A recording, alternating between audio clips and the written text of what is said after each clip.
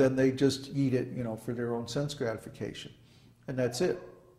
But when you do that, you have to accept the karma that comes along with that food. And if you're eating animal food, for example, that means you have to accept the karma of killing the animal. It doesn't matter that you personally didn't kill the animal, because by paying for the food at the store, you basically hired somebody to kill the animal for you.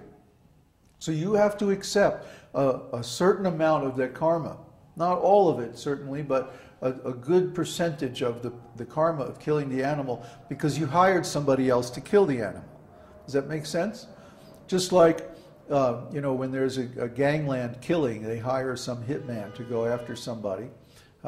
Both the person who does the killing and the person who hires him are both guilty in the court, and they both get a similar punishment. So in the same way, according to the law of karma, when we eat animal food that's been killed for us by somebody else, we have to accept the karma for that act of killing. Now, let's look at a different scenario. Let's look at a devotee of the Lord who prepares some nice food to eat. And first of all, they're going to prepare vegetarian food because we don't believe in killing animals. Then the next thing we're going to do is offer that food to the Lord. My dear Lord, I cooked this nice prasadam just for you. Please have some. Then the Lord, He simply glances over that food. He doesn't have to physically eat it. His senses aren't like our senses. Our senses right now are material, but His senses are transcendental. But we also have transcendental senses, but in most people they're kind of in a state of suspended animation. They're asleep, in other words. But the Lord's never asleep. He's always awake to His real spiritual identity. So when we offer food to Him, He can eat simply by glancing at the food. See, any of His senses can perform the actions of any of His other senses. So He can eat by glancing, He can touch by hearing, He can taste by smelling. He is completely transcendental. So any of His senses can perform the action of any of the other senses. That's one of the natural attributes of spiritual beings. So when the Lord accepts our offering, it's not that He needs us to eat. He's not going to starve to death if we don't offer Him food. But really, He accepts the love and devotion with which we offer it. So when the Lord accepts the food, He also nullifies the karma, because the food has been offered in sacrifice. So it's not that the food disappears. It's that He accepts it by glancing at it, and in doing that, He takes away the karma. So when we eat that food, we don't have to suffer the karma that we would normally have to accept if for killing the plants, or if the plants are mistreated, or if money from the food is misspent on material sense gratification or something like that. So in this way, we are excused or released from the karma involved in taking food. That is a form of karma yoga. It means we take our karma and we link it with the Supreme Lord by a process of sacrifice. And when we do that, we're released from that karmic reaction, and we don't have to suffer because of it. Now let's use another example.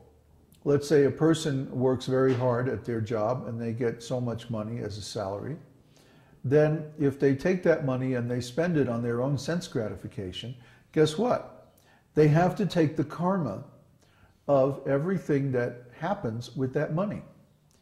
Let's say they go to a furniture store and they buy a table, and then they bring that table home and they eat and all that kind of thing using the table.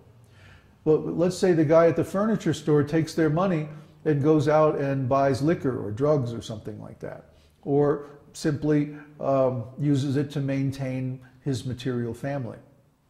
Well, all that generates karma, and because you gave him the money for doing that, you have to accept a portion of that sinful reaction.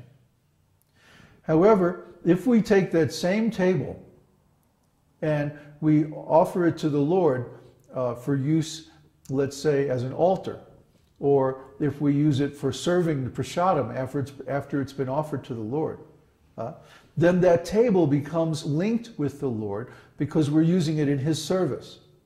Do you follow? It's the same table. We're even using it for the same purpose.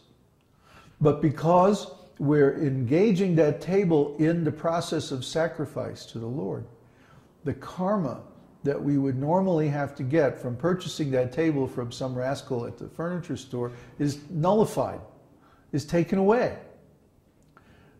So we don't have to suffer that karma. Why is that important?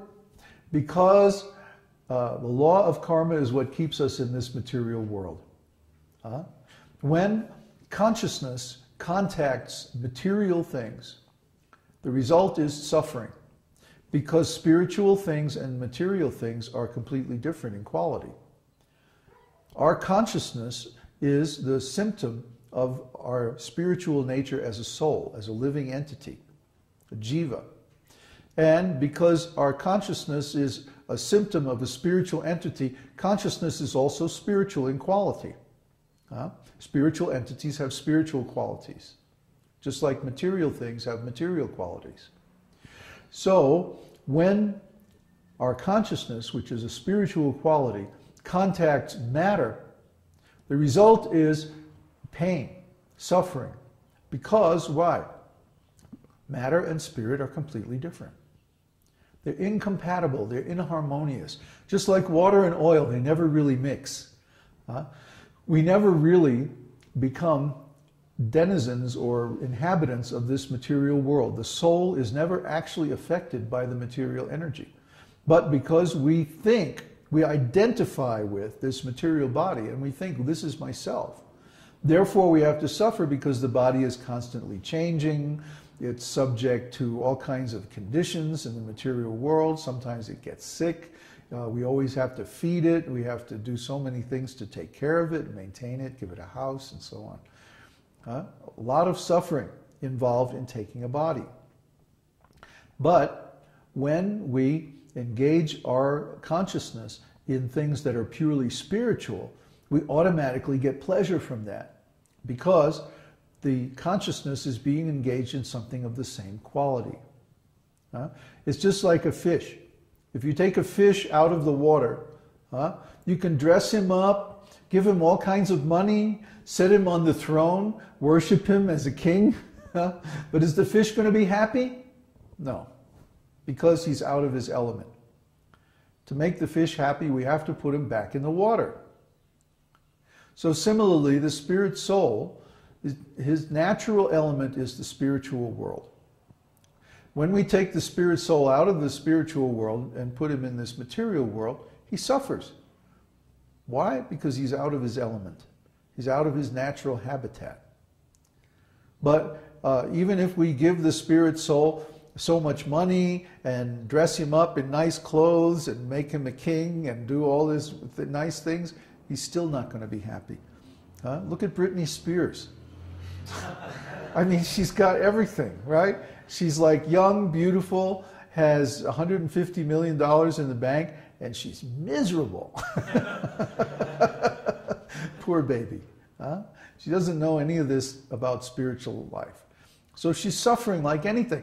And then she's freaking out because she can't understand. Why am I suffering? I have it all. I should be enjoying like anything, but I'm miserable. Why? So it's driving her crazy. She's going psychotic. Because when someone gets what they think is going to make them happy, and then it doesn't make them happy, that's freak out time. Ooh, I got $1 million. I won the lottery. Now I have to pay 60% taxes. Oh. That's the material world for you.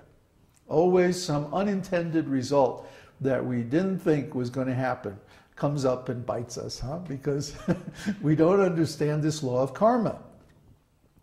Karma means if I do something for my satisfaction, if I do some work for my benefit, then I have to take the result.